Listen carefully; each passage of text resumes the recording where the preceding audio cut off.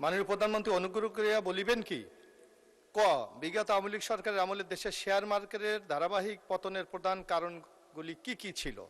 Share মার্কেটের ধারাবাহিক পতন ঘটাইয়া হাজার হাজার বিনিয়োগকারীদের নিঃস্ব করিবার জন্য যাহারা দায়ী তাহাদের চিহ্নিত করা সহ তাদের বিরুদ্ধে আইনানুগ ব্যবস্থা গ্রহণের পরিকল্পনা সরকারের আছে কি না?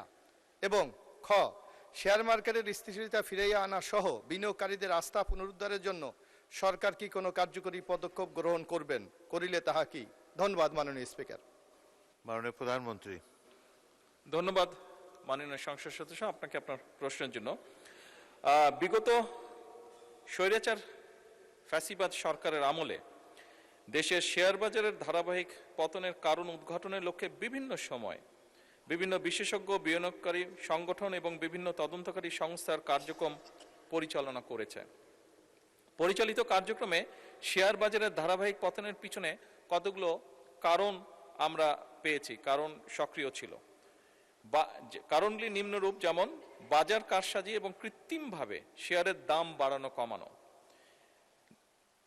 এরপরে কিছু কোম্পানির আইপিও ও বন্ড ইস্যুতে বিভিন্ন রকম অনিয়ম, এরপর নিয়ন্ত্রক সংস্থার দীর্ঘমেয়াদী দুর্বল তদারকি এবং সময় মতন ব্যবস্থা গ্রহণ না করা, এরপরে কর্পোরেট সুশাসনের ঘাটতি এবং আর্থিক তথ্যের স্বচ্ছতার অভাব, এরপর প্রাতিষ্ঠানিক বিনিয়োগকারীদের সীমিত অংশগ্রহণ এবং বাজার আস্থার সংকট, এরপর নীতিগত অসঙ্গতি এবং বিনিয়োগকারীদের মধ্যে অনিশ্চয়তা, এরপর পুঁজিবাজার বান্ধব কর নীতির অভাব।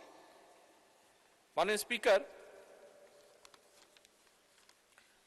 ধারাবাহিকভাবে শেয়ার মার্কেটের পতন ঘটিয়ে হাজার হাজার বিনিয়োগকারীদের নিঃস্ব করার জন্য যারা দায়ী তাদের চিহ্নিত করা সহ তাদের বিরুদ্ধে আইনানুগ ব্যবস্থা গ্রহণে বর্তমান সরকার পরিকল্পনা গ্রহণ করেছে।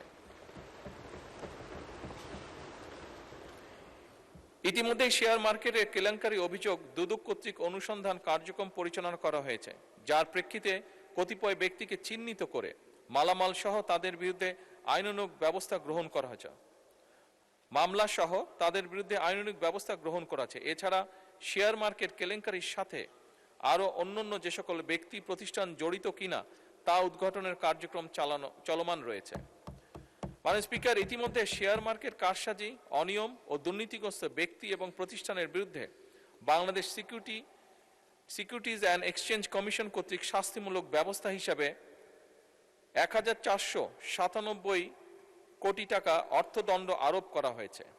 এছাড়া দায়ী বিভিন্ন প্রতিষ্ঠান এবং ব্যক্তিদের চিহ্নিতকরণে গঠিত তদন্ত কমিটির গঠন এবং প্রদত্ত প্রতিবেদনের ভিত্তিতে ব্যবস্থা গ্রহণের জন্য দুর্নীতি দমন কমিশনে প্রেরণ করা হয়েছে।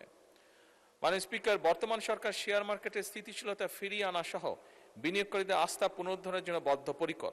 সরকার ইতিমধ্যে বিনিয়োগকারীদের আস্থা বৃদ্ধিতে সুশাসন, স্বচ্ছতা, জবাবদিহিতা, পণ্যের বৈচিত্র্যকরণের মাধ্যমে বাজারের গভীরতা বৃদ্ধি, বিনিয়োগ শিক্ষার প্রসার ইত্যাদির মাধ্যমে উন্নত এবং টেকসই পুঁজিবাজার গঠনের উদ্যোগ গ্রহণ করেছে।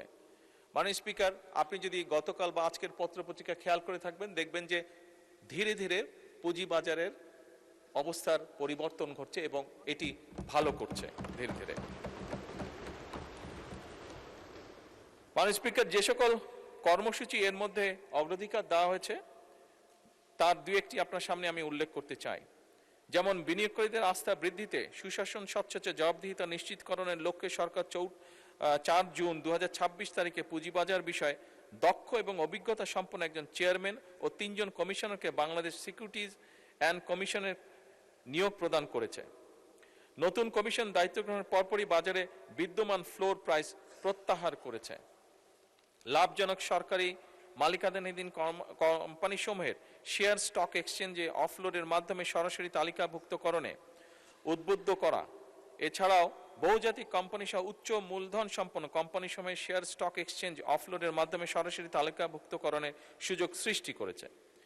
এসএমই কোম্পানি সমূহ ভালো মৌলভিত্তি সম্পন্ন কোম্পানি সমূহ পুঁজিবাজারের তালিকাভুক্ত করা, পুঁজিবাজার কারসাজি বন্ধে অনিয়ম সংক্রান্ত তথ্য প্রকাশ এবং প্রদানকারীর প্রয়োজনীয় সুরক্ষা ও উৎসাহ প্রদানের ব্যবস্থা গ্রহণ করা। মাননীয় স্পিকার, আরো অনেকগুলো ব্যবস্থা সরকার গ্রহণ করেছে, কিন্তু যেহেতু সংসদের সময় অত্যন্ত মূল্যবান, বাকি যেগুলো ব্যবস্থা গ্রহণ করেছে সেগুলোকে আমি পঠিত বলিয়া গণ্য করার জন্য অনুরোধ করছি। ধন্যবাদ। ধন্যবাদ মাননীয় প্রধানমন্ত্রী। উত্তরের বাকি অংশ পঠিত বলে গণ্য করা হলো।